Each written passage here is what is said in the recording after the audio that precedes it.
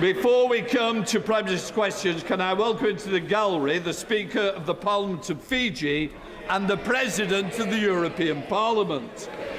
We start with questions to Prime Minister Badenoch. Number one, sir. Prime Minister. Thank you, Mr. Speaker. 4 years into Putin's barbaric assault, the courage of Ukrainians burns bright.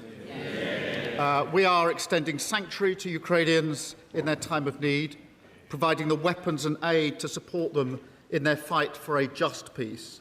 We're degrading Russia's economy and planning for a ceasefire that protects Ukraine's sovereignty. That support will never falter. And yesterday, Mr. Speaker, I recommitted to President Zelensky and the Ukrainian people that we stand with them in the fight for freedom, democracy and the values that we all hold dear. Mr. Speaker, let me also congratulate Team GB for their superb performance in the Winter Olympics. They are brilliant ambassadors for our country, and I know the Paralympics GB will also do us proud. Mr. Speaker, this morning I had meetings with ministerial colleagues and others. In addition to my duties in this House, I shall have further such meetings later today. Thank you, Mr. Speaker. And may I associate myself with the remarks of the Prime Minister in respect of Team GB and Ukraine. A great former Prime Minister once said, "U-turn if you want to, the lady's not for turning." Like the leader of my party today, she was a leader of principle and backbone. But we know this current government is no stranger to the U-turn.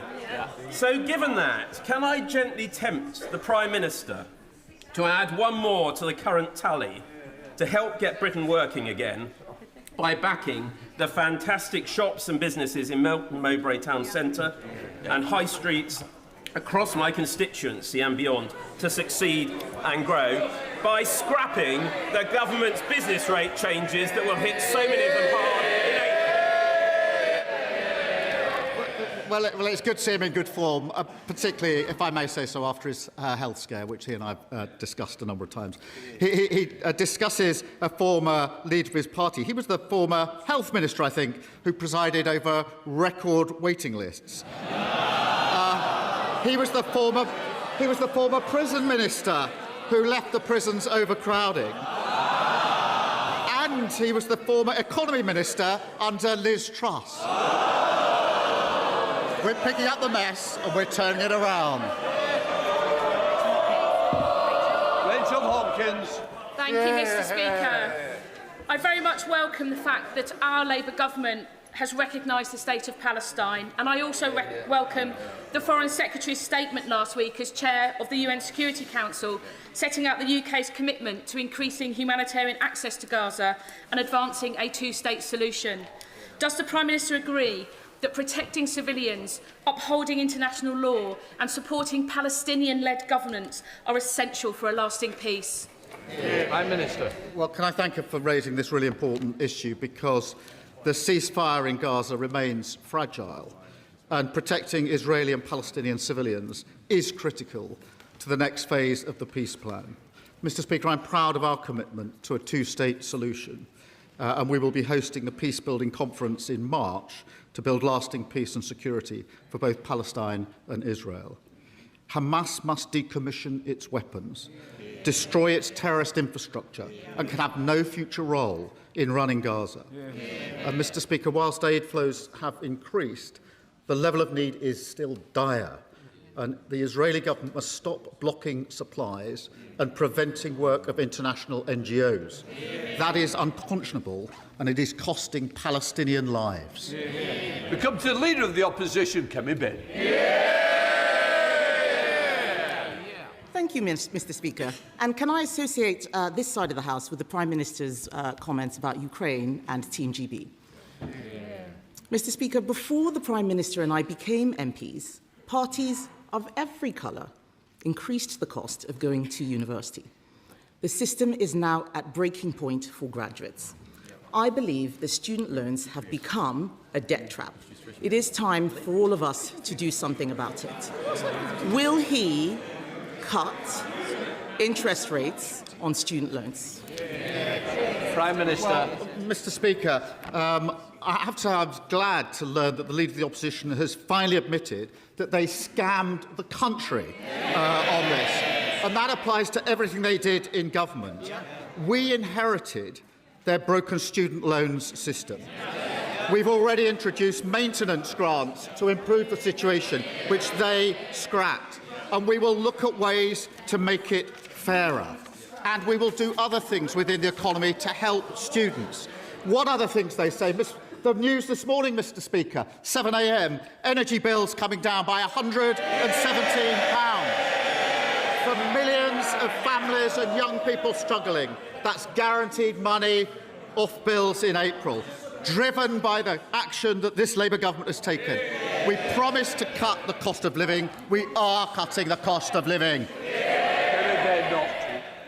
Mr. Speaker, I asked him if he would cut interest rates on student loans. No answer. And for the record, energy bills are still higher than when he came into office. He keeps talking about the last government. In case he hasn't noticed, my party is under new leadership. A lot of people wish his was too, including the backbenchers sitting behind him.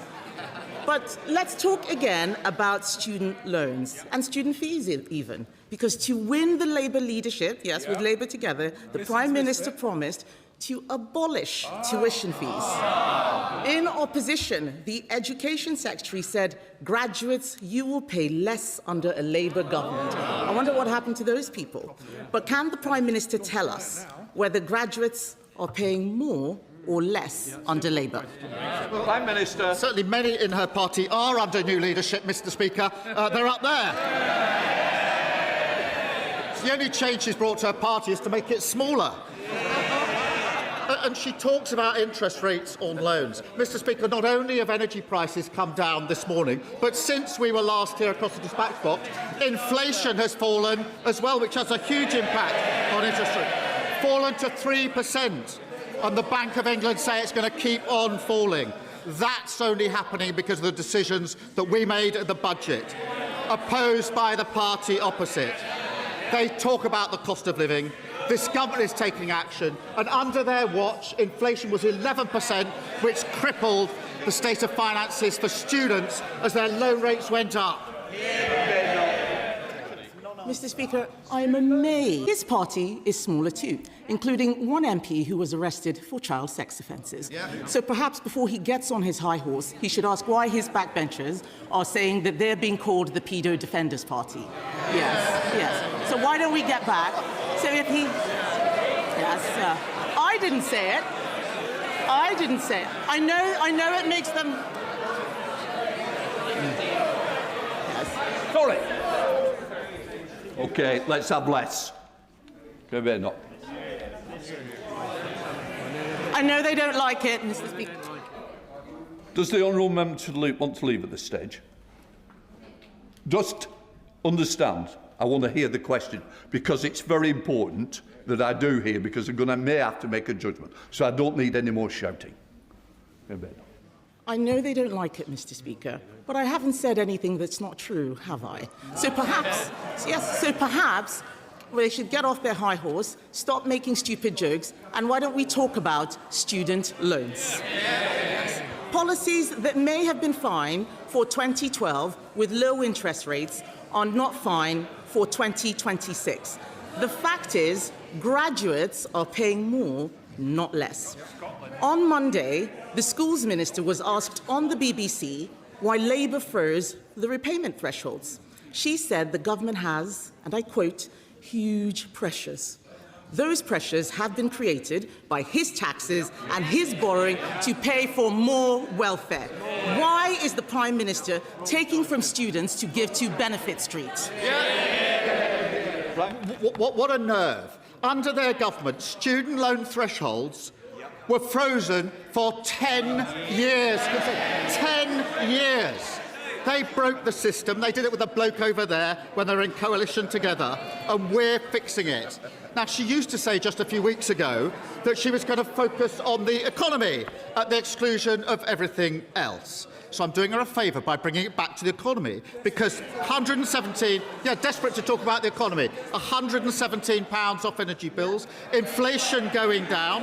The other thing that was confirmed on Friday, Mr. Speaker, borrowing is coming down, the biggest surplus on record. That means we've got the economy back under control. We're fixing the public finances. Now, I know the party of Liz Truss don't understand any of this, but she should welcome those changes when she next stands up. Mr. Speaker, he says they're fixing the student loan system. How? He wasn't even talking about this until I raised it. The fact is, those policies... And it goes for the row as well. Chair Select Committee expects a standard, not to shout somebody down. Mr. Speaker... I don't need any back chat. Thank you, Mr. Speaker. He's only talking about student loans now because I raised it. He says they're fixing the problem. The fact is, he's not. Why is it that I'm willing to ditch old Conservative policies that don't work and he wants to keep them? He's not going to do anything about it at all. On Monday, they voted to increase benefits yet again. The fact is, he is taking money out of the pockets of graduates and giving it to people who are not working. It is not fair. It is not just that he is saddling graduates with debt. It's not just that he is saddling graduates with debt. Yesterday, the Bank of England, yes, where she used to work in customer services. Yesterday, the Bank of England... Yesterday, Mr. Speaker, the Bank of England said that his policies are fueling youth unemployment. That's not us, that's the Bank of England. For the first time ever, youth unemployment is now higher here than it is in the EU. And while he blames everyone else, our young people can't get jobs, they are losing hope and even leaving the country. Will the Prime Minister tell us how he plans to deal with it? Prime Minister. Mr. Speaker, she says she's ditching failed Tory policies. It's a very long list, 14 years of list, and it starts with the word sorry. And when she says that word, we'll take her seriously. And Mr. Speaker, she talks about the Bank of England. The Bank of England have reduced interest rates 6 times. We've seen the fall in energy bills. Inflation is coming down. Borrowing is coming down. She hasn't welcomed any of that. I know she wanted to talk about the economy. She wanted to talk anything other than the economy. Perhaps she'll welcome the surge in retail sales as well. People are spending more on our high streets because of the action that we took. Wages boosted for millions of workers, opposed by the party opposite. Free breakfast clubs, opposed by the party opposite. Free childcare, opposed by the party opposite. Every measure we're taking to improve the economy, what do? They oppose it. Mr. Speaker, he is desperate to talk about the last government so that he can distract from the mess that he is making now. The fact is, he is the Prime Minister today. This is a man who got legislation in to fix his own pension, just him, no one else's. He won't sort out student loans for other people. He has no plan to get young people into work. He has no plan to help graduates get out of the debt trap. They can complain as much as they like. These are facts. 411 MPs, and not a single one of them has any imagination. We are the ones doing all the thinking. Yes, he has already... Mr. Speaker,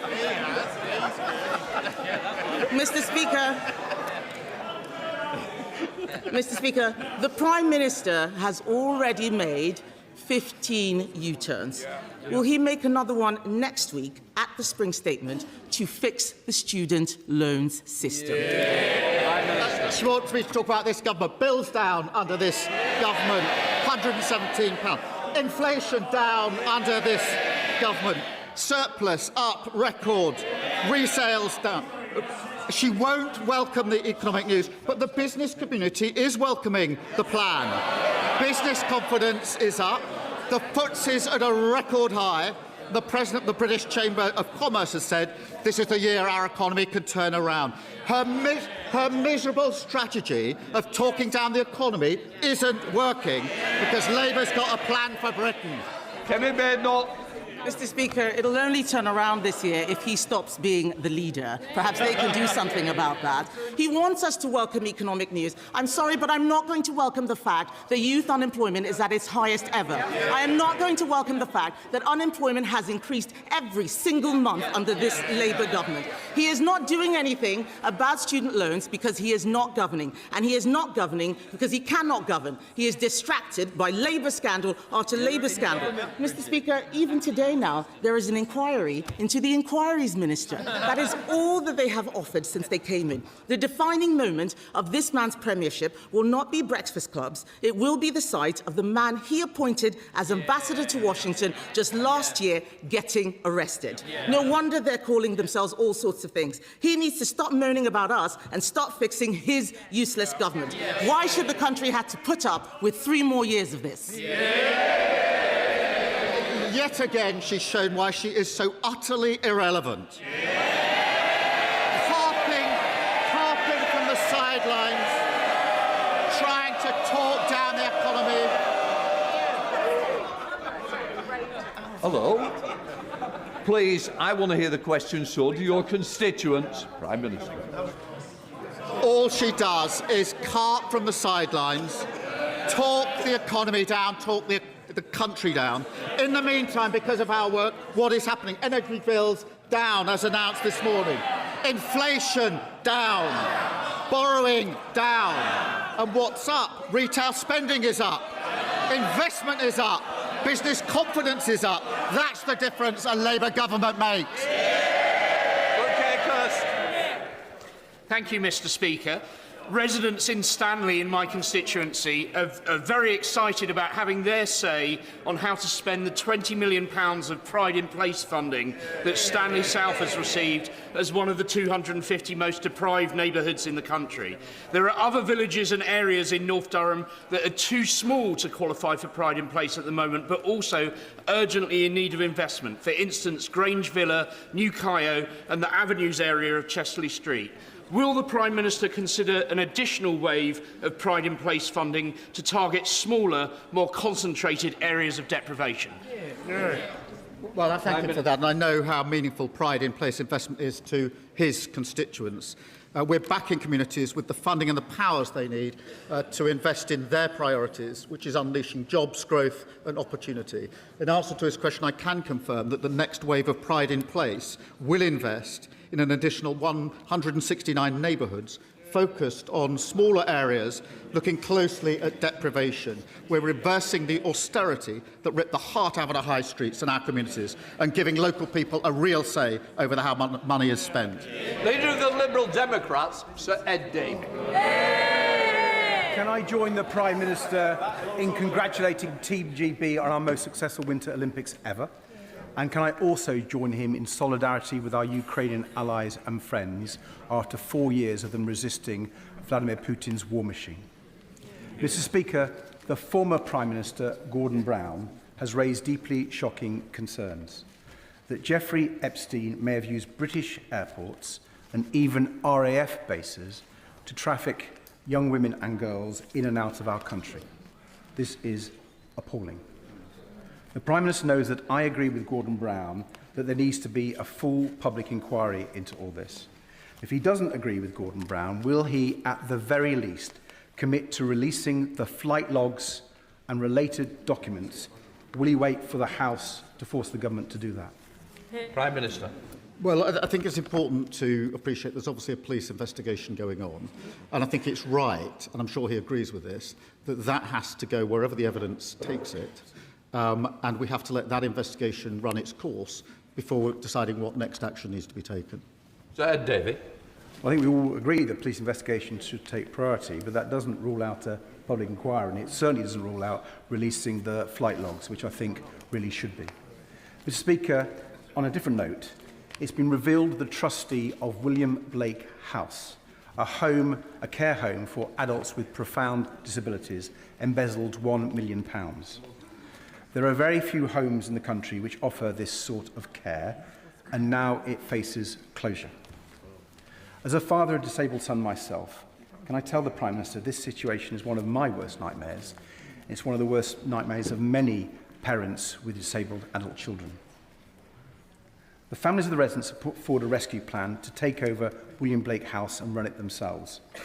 It will require HMRC resolving the debt issue and the Charity Commission to appoint an independent board. So will the Prime Minister meet with the families and back their plan? Prime Minister. Can I thank him for raising this case, which is obviously a cause of considerable concern, and of course I'll make sure that the relevant meeting is put in place for all of the individuals who need that meeting. Mr. Speaker, given the recent challenges to the Equality Act, will the Prime Minister commit to protecting those laws which prevent discrimination at work and in society, making sure that women aren't fired for being pregnant and ensuring that everyone is treated fairly, regardless of their sex, race or disability?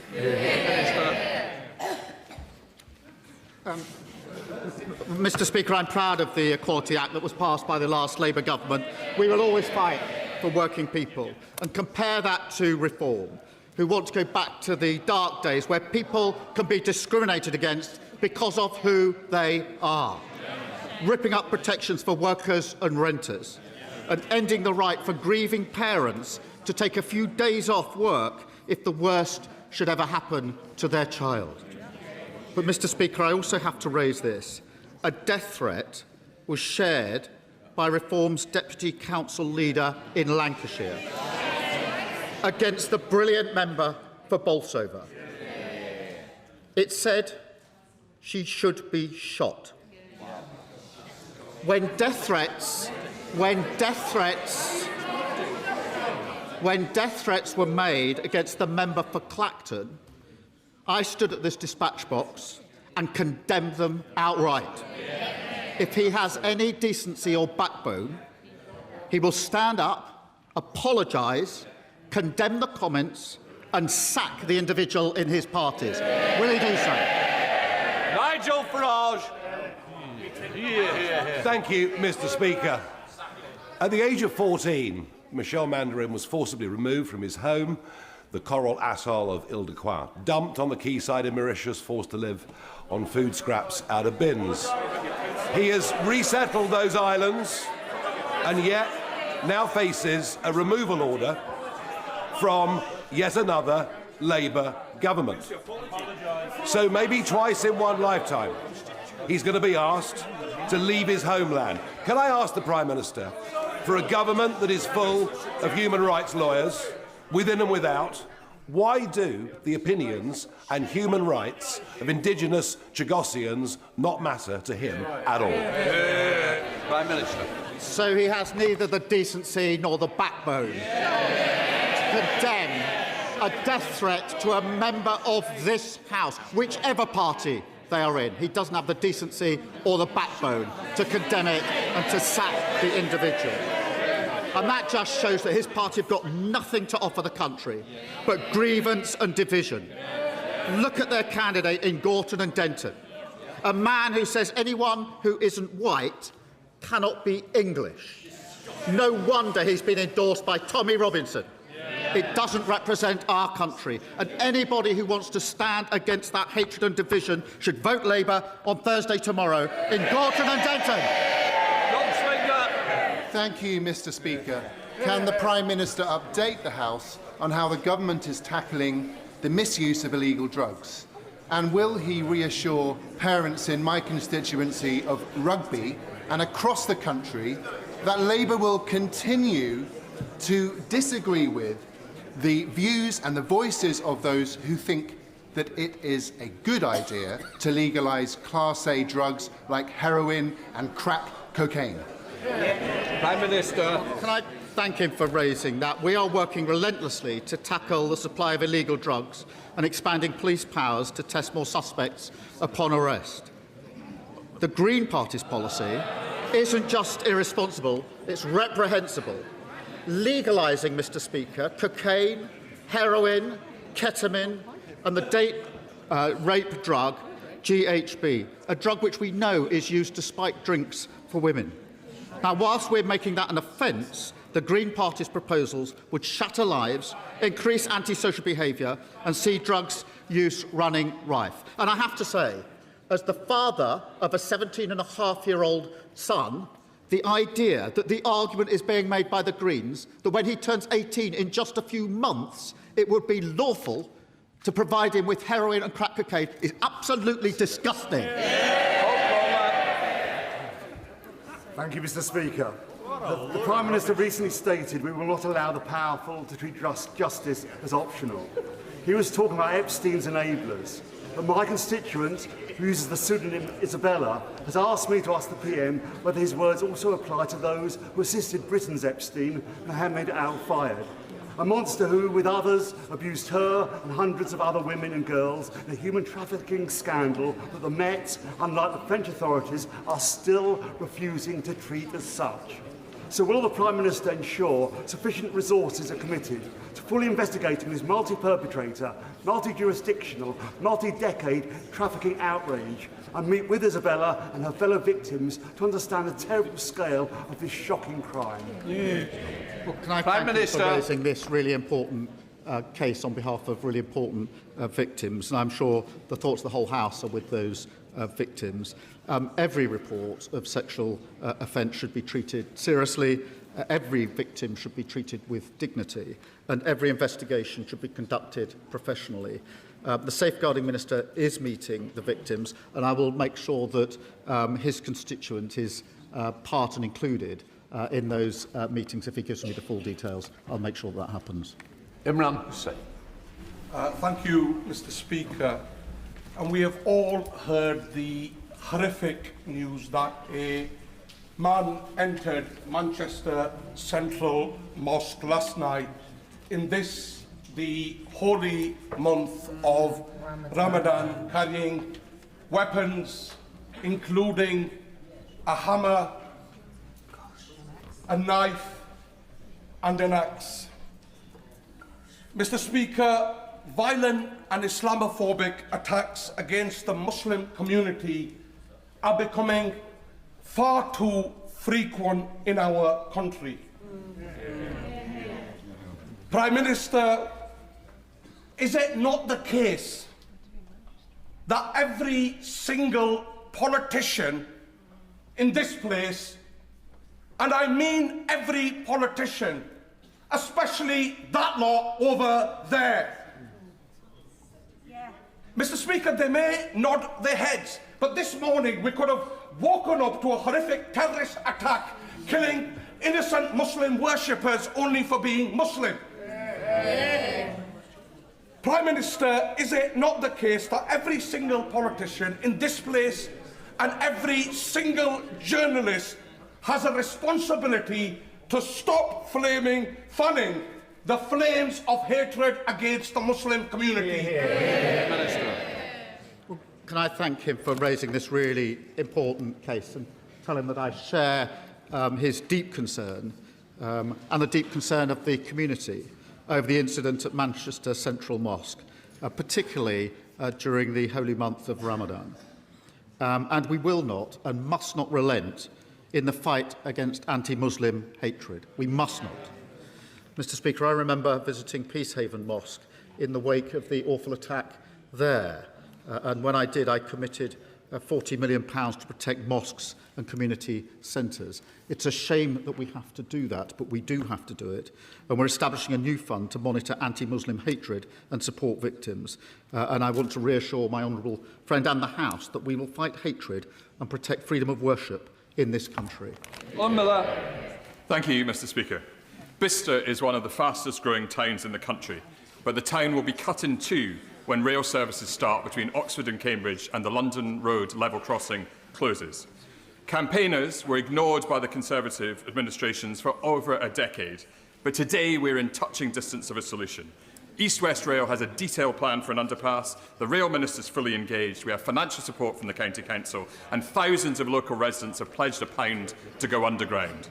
So can the Prime Minister now confirm that the Government will back the plan and keep London Road open? Minister. I thank him, and I know he shares our support for East-West Rail, which is a vital project that will deliver better journeys, tens of thousands of jobs, and unlock up to 100,000 new homes. I agree that access to Bicester must be maintained. Access to Bicester Village must be maintained, my children say, as well. And I think the company have put forward 2 options on replacing the crossing, and I'll reassure him and his constituents that they will have the opportunity to express their views during the upcoming consultation into relation what would work for them. Thank you. Davis. Thank you very much, Mr. Speaker. The regeneration of the Belper Mills, a large site with buildings including Grade 1 listed ones dating from the start of the Industrial Revolution at the heart of the East Midlands' only UNESCO World Heritage Site, took a significant step forward last week when planning permission for its redevelopment and conservation was finally granted. The government wants to provide more housing, rightly so, and sites like this, though while very challenging, provide a very important opportunity to support that aspiration and share our national story. Can the Prime Minister tell me what support the government is giving to regenerate at-risk listed buildings, and whether we are delivering support to train construction workers in heritage building techniques? And can I ask him to take a personal interest in the Belper Mills because it is an internationally significant site? Prime Minister. Thank you for raising this, because restoring Belper Mills is not just about delivering the housing his constituents want, but about restoring an iconic World Heritage Site in the East Midlands. We're investing over £1.2 billion in skills, supporting apprenticeships, including courses focused on heritage construction, and recruiting 60,000 more construction workers and backing new technical excellence colleges, so we have the workforce to build the homes the country needs. Adam Downs. Thank you, Mr. Speaker. In January last year, Somerset received around 2,000 pothole reports. This January it was nearly 7,000, a 250% increase. I recently stood on the Fossway in my constituency where one resident had blown a tyre and another one was checking the damage under his cars. Families and small businesses are paying the price. Rural counties like Somerset have some of the largest rural networks in the country, yet funding does not reflect that reality. Will the Prime Minister commit to fairer funding for rural areas so we can properly maintain and resurface our roads rather than constantly patching them up? Prime Minister. Well, I thank him, and I know how important it is that we fix the crumbling roads that we inherited from the party opposite. His county council will receive over £225 million as part of our £7.3 billion investment to tackle potholes. We're also implementing tough new standards, so councils have to prove they're fixing the roads properly, and delivering £78 billion for councils to ensure they can deliver excellent local services. Campbell. Thank you, Mr. Speaker. In 2024, 2.64 million animals were used in the UK in medical experiments. As chair of the all-party group in phasing out animals in medical research, I think it's important to note that an estimated 92% of drugs fail in human clinical trials, even though they have passed preclinical tests, including animal tests. Innovative non-animal research methods are increasingly available and provide viable alternatives. Whilst I very much welcome our replacing animals in science strategy, for this to be meaningful, a robust implementation timeline must be set. I ask the Prime Minister to consider that we lead the way and start by introducing an immediate ban on the use of dogs in these often horrific experiments. Well, can I thank her for her dedicated work on this, and we are committed to phasing out animal testing wherever possible. Last year's strategy, backed by £75 million, will accelerate new alternative testing methods. Alongside banning puppy farming and introducing stronger standards for zoos, we're ensuring the UK is a world leader in animal welfare. Robin Moore. Thank you, Mr. Speaker. In 2014, a man in my constituency was ambushed, violently beaten with a pickaxe handle and left lying in the street with serious injuries. At the time of the conviction, the judge called it a brutal attack. Mr. Speaker, many constituents have contacted me to express their concern that the perpetrator of this attack is still a sitting Labour councillor in Keighley and was recently pictured celebrating an election with convicted crack cocaine and heroin dealers. Prime Minister, on behalf of all victims of serious crime, will you, as the leader of the Labour Party, ensure that Councillor Mohsen Hussain is not permitted to stand in the local elections this May? I thank you for raising this. I will look into it straight away and give him a full answer. Sir Edwards. Thank you, Mr. Speaker.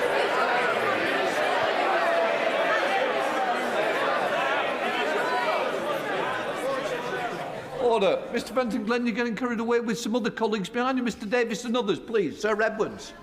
Thank you, Mr. Speaker. Prime Minister, I need your help.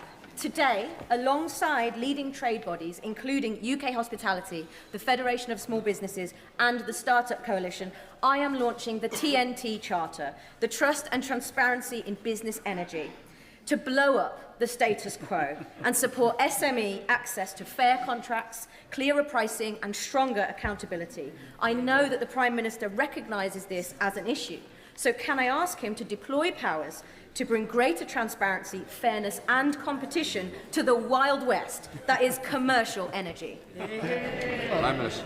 Mr Speaker, we inherited the highest industrial energy costs in Europe because of the failed policy of the party opposite. Our British industry supercharger is cutting bills for major industries, but she's right to champion the SMEs as well. I can confirm we will appoint Ofgem to regulate and stamp out exploitation by third-party intermediaries, helping to reduce bills, and I'll make sure that she gets a meeting with the ministers to discuss the issues that she's raised with me. Stephen Gaffney. Mr Speaker, even the embarrassingly loyal Scottish Labour Party seem to have lost confidence in the Prime Minister. Can I say to the Prime Minister, please don't let that put you off coming and campaigning in Scotland on your government's record. But can he tell us why is it that those who are so close to him have abandoned him, given the government's record? Prime Minister. I remember when they used to sit down here, didn't they, before the election, Mr Speaker, and now they sit up there because we won the general election in 2024 with a landslide majority. Thank you, Mr Speaker. From this April, Springside Special School in Rochdale will open its first ever free breakfast club.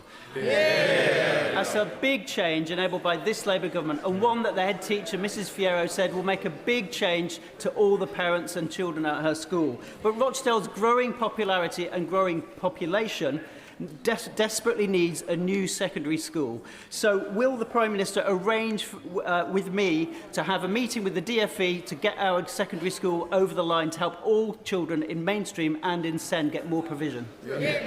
Well, we're determined to halve the disadvantage gap and give all children the best start in life. I'm delighted to see a free breakfast club opening in his constituency in Rochdale. Our actions will lift over 500,000 children out of poverty, and the party's opposite policy is to say they'd plunge them straight back into poverty, which is disgraceful. And through our actions to reform the SEN system, we'll create an inclusive system so that every child can go as far as their ability and talents will take them. Roger Gale. Thank you, Mr Speaker. Mr Speaker, you will recall that some months ago I asked the Prime Minister why, as the Director of Public Prosecutions, he did not bring charges against Mohammed Fayed for rape and for assault. And the Prime Minister replied that this did not cross his desk. I understand that the Met Police delivered 2 dossiers to the Crown Prosecution Service. So if the Prime Minister didn't see them, who did? And could he tell the House when he expects the Metropolitan Police to bring charges against those who aided and abetted Fayed? Prime Minister. I stand by my answer. Hundreds of thousands of files are submitted to the prosecution service every year. It is important that the investigation is going on. I can't tell him when the decision will be made or what the decision will be, as he well knows, but it is important that every allegation is properly investigated and properly dealt with according to the law. Final question, Kelvin Bell. Thank you, Mr Speaker. 4 years after Russia's illegal invasion, Britain backs Ukraine's fight for freedom. The same freedoms that Labour used to forge NATO to defend. But while Ukraine fights to join NATO, the Green Party wants to break it up. So does the Prime Minister agree with me that as war continues and as Russia broadens its attacks across Europe, those who attack NATO are betraying our security? And, to coin a phrase, are they becoming Putin's useful idiots? Well, my honourable and gallant friend is absolutely right. Our support for Ukraine is unwavering. And yesterday, I chaired the Coalition of the Willing Call and announced new sanctions to weaken Putin's war machine. The Greens, by contrast, want to pull out of NATO and negotiate with Putin our nuclear deterrent. And Reform are still parroting Kremlin talking points after their leader in Wales was jailed for taking Russian bribes. Both of them are weak on NATO and soft on Putin. Completes Prime Minister's questions.